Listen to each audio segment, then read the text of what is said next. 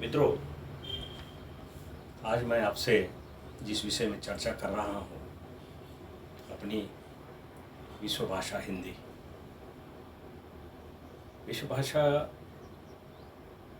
हिंदी का स्तर एक घटक समझकर मैं आपके सामने इसका चर्चा विमर्श करूँगा।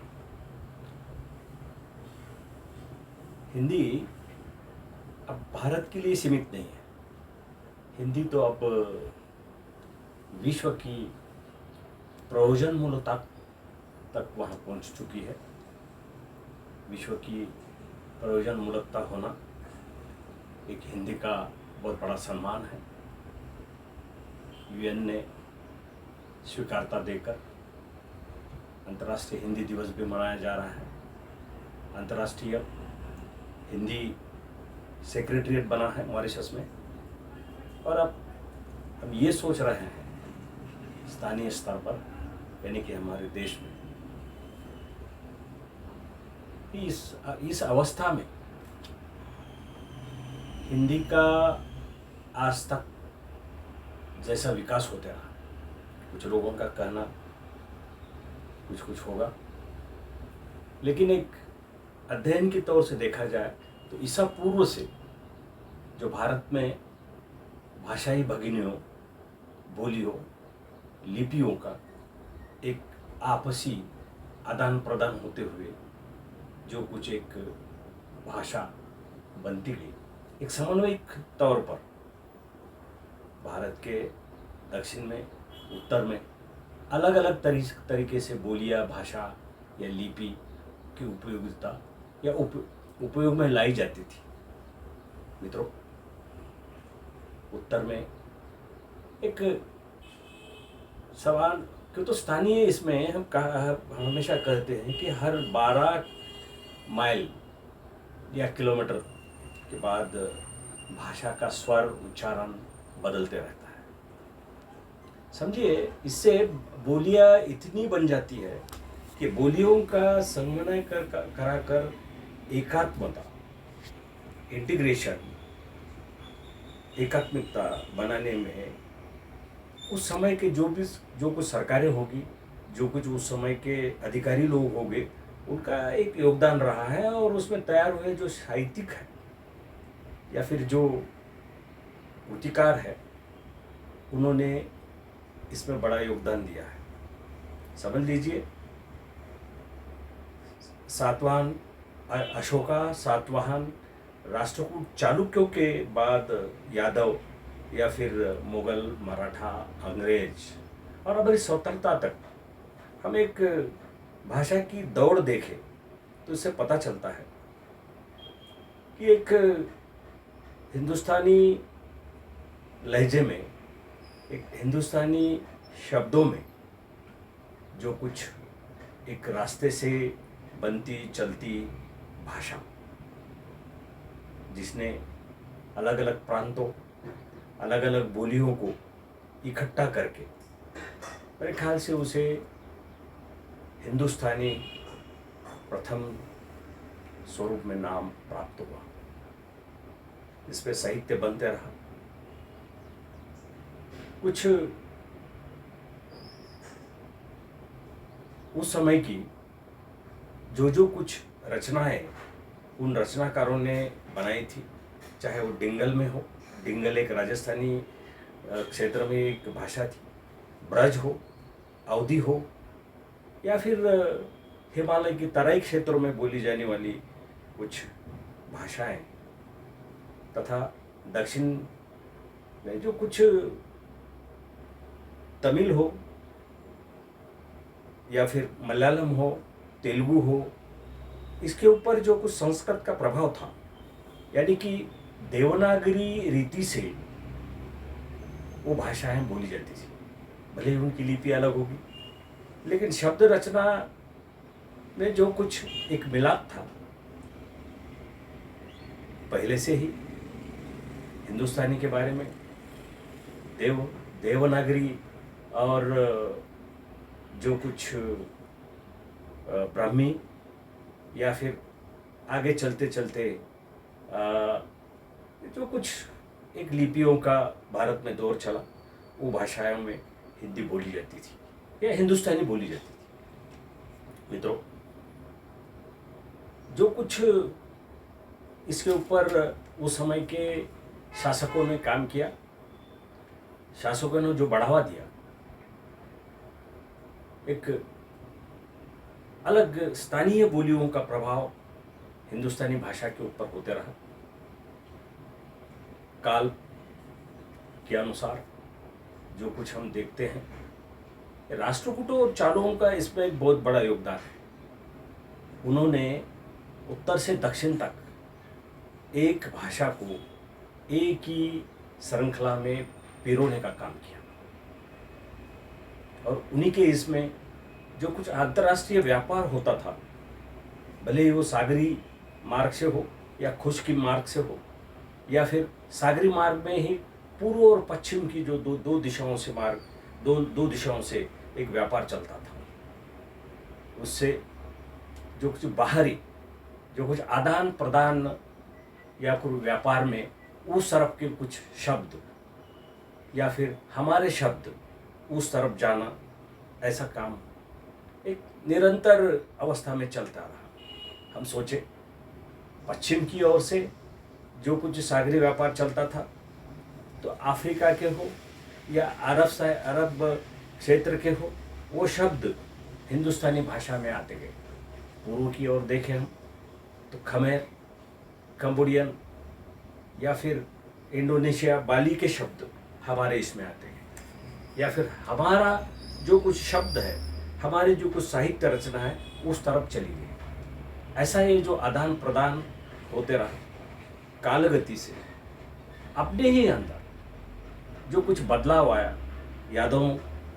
यादवों के काल में भाषाई तौर पर बहुत अच्छा काम है, चाहे वो मराठी हो, गुजराती हो, या उसे संलग्नित इस मध्य भारत की जो कुछ भाषाएं हैं, उसमें यादवों ने और उनका महानुभाव पंथ सेक्ट, उसकी ओर से ये कुछ साहित्य रचनाएं होती गई।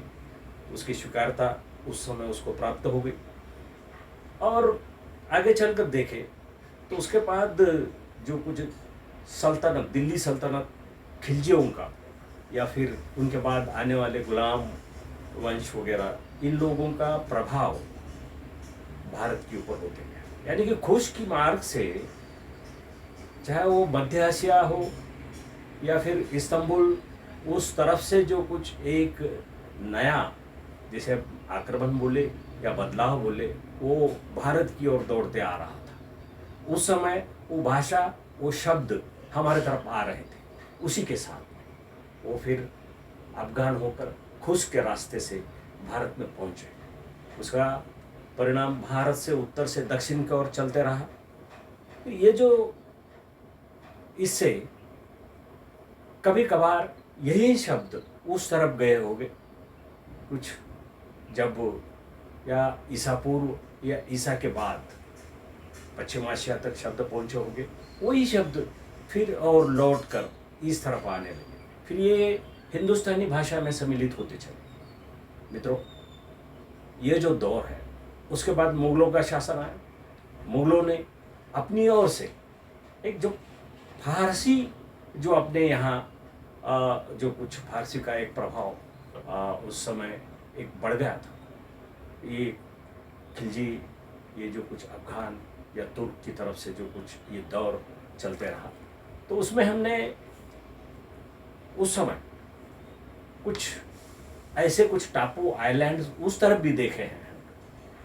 फारसी का वैसा तो संस्कृति से भारतीय इससे बहुत एक मिलाप है, लेकिन लिपि के बारे में उसकी जो अलगता है, या बोलचाल में शब्दों में जो कुछ अलगता है, या फिर बैक्ट्रियन प्रदेश जो है, चाहे ताजिकिस्तान हो, उज्बेकिस्तान हो, उसमें एक फरगाना वैली में बोली जाने वाली एर्दोबी संस्कृति की कुछ शब्द रचनाएं भी इस दौर से इस तरफ आते चले। उसका भी प्रभाव उस तरफ के इसमें है। यानी कि पामीरी जो कुछ बोलियां हैं, पामीरी जो कुछ भाषाएं हैं, वो भाषाओं का भी मिलाप इस तरफ होते रहा, उनके शब्द भी इस तरफ आते रहे। फिर मुगलों ने एक मुगलों के समय से एक फारसी और हिंदुस्तानी के इसमें एक मिलाप कर कर एक उर्दू का जन्म होते चला। उर्दू भाषा एक प्रशासकीय तौर पर कुछ चुन चुन कर शब्द या फिर आदेश के लिए या लश्कर के लिए वो शब्द यूज़ होते रहे, उसकी उपयोगिता बढ़ती गई। फिर और स्वतंत्रता ये मराठों के काल में और उसमें कुछ समय समय पर बदलाव आते गए, और उसके बाद में अंग्रेज़ों के समय में और कुछ आदान प्रदान पश्चिम की ओर से शब्द आते गया, या फिर ये जो दौर चलते रहा इसमें ईसा पूर्व से भारतीय शब्द अनुवादित होकर जो कुछ पूर्व पश्चिम दक्षिण उत्तर चले गए, वैसे ही ये अनुवाद की जो परंपरा है अंतर्राष्ट्रीय स्तर से हो या स्थानीय स्तर से हो, ये भविष्य में भी ये चलती रहेगी। ये आदान प्रदान भाषाओं के बदलाव में ये आते रहेगा। मित्रों, मेरा आज का जो एक चर्चा का विषय है, हिंदी विश्व स्तर पर कैसी पहुंची या हिंदी का विश्व स्तर कैसा है, इसका एक घटक चर्चा। इस चर्चा में मैं इतना ही इसमें बाकी ज़्यादा कुछ ये नहीं करते हुए आपसे मैं एक ऐसा निवेदन कर रहा हूँ कि उसमें जो कुछ हिंदी बनने में, हिंदी का नाम आने में जो कुछ पिछला जो इतिहास है, या फिर आज वर्तमान में ये जो हम हिंदुस्तानी का नाम बदला होकर जो हिंदी आ गया, ये स्वतंत्रता आंदोलन से ये इस नाम से हिंदी आगे चलती रही। स्वतंत्रता आंदोलन को इस हिंदी भाषा का, हिंदुस्तानी भाषा का बहुत बड़ी उपयोगिता रही। सही मायने में देखा जाए तो हिंदी एक स्वतंत्रता आंदोलन की एक नींव बनाने में या फिर वो आंदोलन खड़ा करने में एक हिंदी भाषा का बहुत बड़ा योगदान रहा है। आगे चलकर भारत स्वतंत्रता के बाद इसकी प्रयोजनमूलकता लेकर हमने जो कुछ हिंदी को बढ़ावा देने के लिए कानून से जो कुछ उसको एक ताकत देने का प्रयत्न किया है, या फिर हमारे व्यवहार में हमारे जो कुछ रोजाना इसमें, या फिर और जो भाषाई भगिनी है हिंदुस्तान की, भारत की, वो भगिनियों को एक श्रृंखला में पिरोने का काम हिंदी अभी भी कर रही है। अब तो हिंदी का इतना बदलाव बन गया है, अंतर्राष्ट्रीय स्तर में हिंदी पहुंचना ये तो कुछ अभी कुछ ऐसे 100 साल 200 साल में नहीं पहुंची। तो ईसा पूर्व से जो कुछ यहाँ का व्यापार होता है, हिंदी या फिर भारतीय भाषाएं व्यापार के साथ अंतर्राष्ट्रीय स्तर पर गई या अंतर्गत इसमें उसकी बढ़ोतरी होती रही। वर्तमान में हिंदी का हम कुछ अध्ययन करेंगे तो ये जो समय है, मैं जो आपको बोल रहा हूँ कि हिंदी के लिए हम संकुचित होकर सोच नहीं सकते। हिंदी का नाम जो धारण करना, ये भले ही 100-200 साल का एक समय होगा, लेकिन हिंदी की रचना तैयार होने के लिए, संरचना तैयार होने के लिए बहुत सारा समय चलते गया। ईसा पूर्व से हो, भारत के जो कुछ साम्राज्यों में ही ये साहित्य रचनाएं होती है। छोटे छोटे चुटकुले या छोटे छोटे कुछ राज्यों में ऐसा होना मुमकिन नहीं है। इसलिए ये उस समय के शासक जो है, उन शासकों का योगदान आज तक ये भाषा बनने में हुआ है। अब तो हिंदी विश्व स्तर की भाषा बनी है, विश्व में हिंदी का बोलबाला है। बहुत सारे विद्यापीठों में, अंतर्राष्ट्रीय विद्यापीठों में हिंदी पढ़ाई जाती है, हिंदी का अध्ययन हो सकता है, हिंदी का अध्ययन हो रहा है। भविष्य में मैं तो ऐसा मानता हूँ कि हिंदी को एक भाषा के तौर में, संख्या के रूप में अपनाने वाले लोगों की संख्या सबसे ज़्यादा है। बाकी अन्य भाषाओं का अगर हम सोच करें, अन्य भाषाओं की तरफ देखें तो हिंदी बोलने वालों की संख्या ज़्यादा है। तो ये इस बारे में अलग, इससे हम अलग एक वीडियो में या अलग तरीके से हम इसकी चर्चा करेंगे कि अंतर्राष्ट्रीय स्तर के ऊपर हिंदी के बारे में, हिंदी को कहाँ कहाँ अपनाया गया है और हिंदी के बारे में वर्तमान में क्या क्या हो रहा है। मित्रों, इस समय इसमें बस इतना ही। धन्यवाद।